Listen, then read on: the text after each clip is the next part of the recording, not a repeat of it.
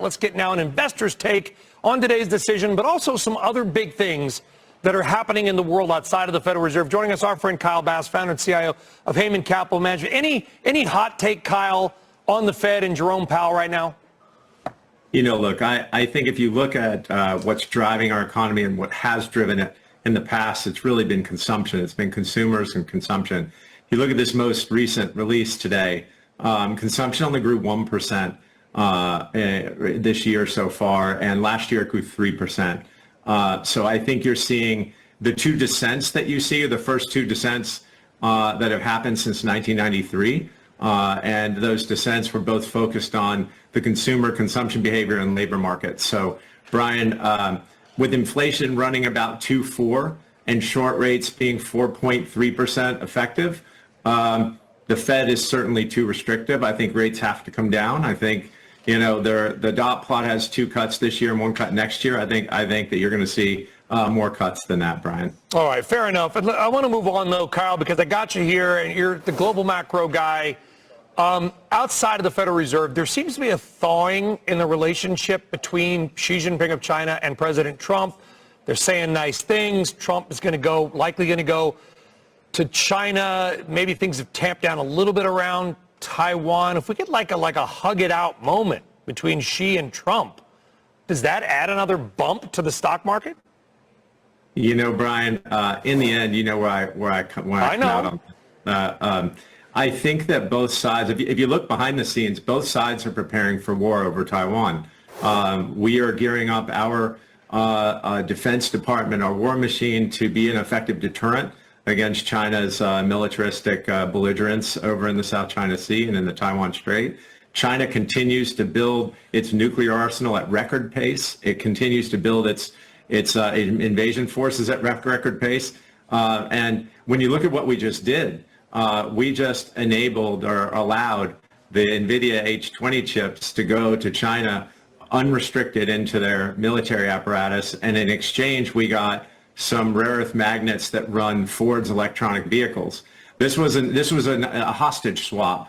And this was as bad as the swap that we made with Russia, with Brittany Griner for the Merchant of Death. It was just it wasn't a smart transaction. And cozying up to Xi and trying to get some deal. I understand that diplomacy should lead here, but in the end, every single concession we give to China enables them to build their war machine, modernize their combat forces, and focus on, again, we give them the ability to run inference with their AI models with these chips. That's exactly what the H20 or H20 chips are for, Brian. So when we talk about what's going on with China, President Trump, I believe, wants to make a deal, but I can tell you his deal makers behind the scenes are being as tough as they can possibly be on China and giving the data to the president to make the decision. Speaking of war, speaking of Russia, President Trump making some more threats around Vladimir Putin, I think is maybe the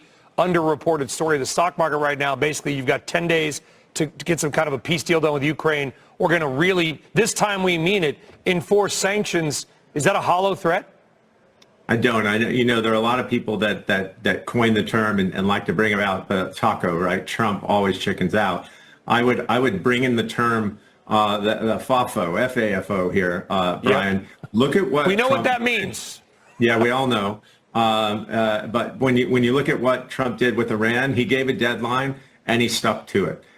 When you see what he's done with tariffs, he's told people, you need to make a deal with us. You don't need to escalate. We're trying to reset the trade relationship, given the U.S. being the largest deficit-producing trader in the world at about $1.2 trillion in goods annually. So I think, and now he's focusing on Russia. When President Trump draws a line, he is not going to move and he is not going to chicken out. When you look at what we can do to Russia, right now we have all the Russian banks, major banks, on sanctions, but there's still a handful of very large call it correspondent banks of foreign entities that allow Russia to have access to the SWIFT system and move dollars around. So we can close those doors, Brian, and it will really be painful for Russia. So I would focus on the deadline, and I wouldn't bet against the president and Scott Bessent on this one. You know, and it all comes kind of back to what I love to talk about, of course, Kyle, and that is energy, because China has rejected calls to stop buying cheaper Russian oil. We already have sanctions on Russia and Russian oil that kind of skirted them. They bought their own ghost fleet of ships, as we have reported on. Their record sales, by the way, of liquefied natural gas to Europe. Is there an economic weapon? We don't want to revert to guns. Is there an economic weapon that we can use to really solve this somehow? There is, Brian, and we have to be willing to engage in secondary sanctions, right? When we engage in primary sanctions with the Treasury's Office of Foreign Asset Control, we do shut those entities down. However, meaning in trade with the U.S., but if those entities, if it's a Russian bank doing business with a Chinese bank and enabling the commerce of that, call it sanctioned oil or gas, we have to be willing to go to the next step. And the next step is sanctioning anyone that does business with a primary sanctioned entity. We have that's everybody, though.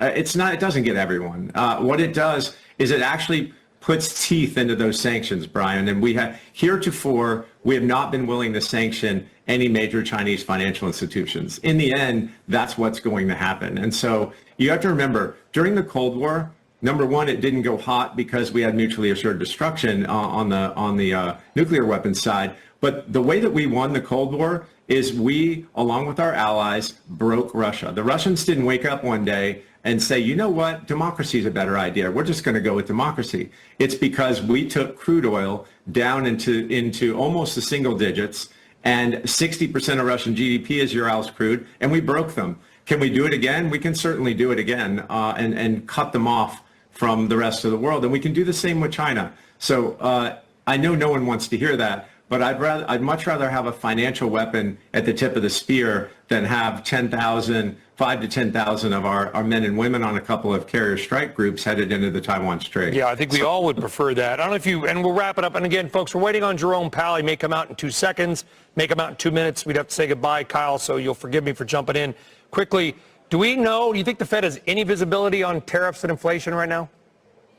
Look, I think it's obvious that we're going to end up around 15% across the board, and China's going to be materially worse, and eliminating that de minimis exemption. I can't tell you how important that is for the United States, and actually to combat fentanyl being shipped from China to Mexico into the U.S. and directly into the U.S. So the answer is yes. I think that the Fed certainly has a handle on tariffs. If you look at the data to date, Brian, all of the chicken littles and the naysayers saying that tariffs were going to cause. We got Kyle Bass. Thank you very much. Sorry to cut you off. Here is Jerome Powell.